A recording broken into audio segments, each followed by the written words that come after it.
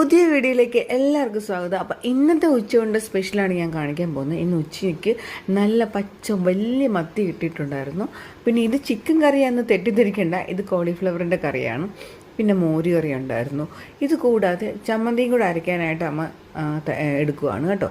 അപ്പോൾ ഈ സമയത്തിനുള്ളിൽ ഞാൻ മത്തിയൊക്കെ വറുത്തത് ഒരു പ്ലേറ്റിലോട്ട് മാറ്റി വെച്ചു. അപ്പോൾ പിന്നെ നമുക്ക് സാലഡ് ഉണ്ടാക്കാമെന്ന് കരുതി. അപ്പോൾ ഞാൻ സാലഡ് ഉണ്ടാക്കാൻ നോക്കിയപ്പോഴത്തേക്കും സംഭവം എന്ന് വെച്ച് കഴിഞ്ഞാൽ ഒന്നുമില്ല. സംഭവം ആകെ ഒരു കുക്കുംബറും ഒരു പച്ചമുളകും സവാളയും മാത്രമേ ഉണ്ടായിരുന്നുള്ളൂ.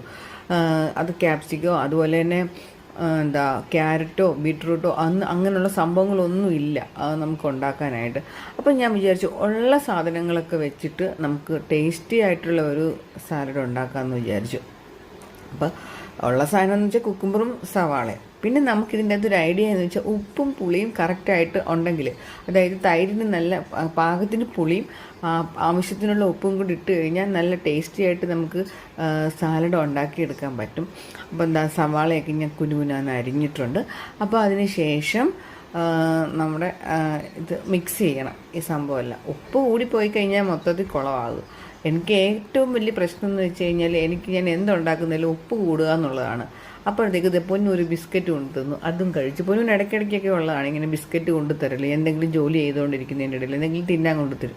അവളാണ് എൻ്റെ ടെസ്റ്റർ. അപ്പോൾ ടെസ്റ്റ് നോക്കിയിട്ട് അടിപൊളിയാന്ന് പറഞ്ഞു. Okay bye.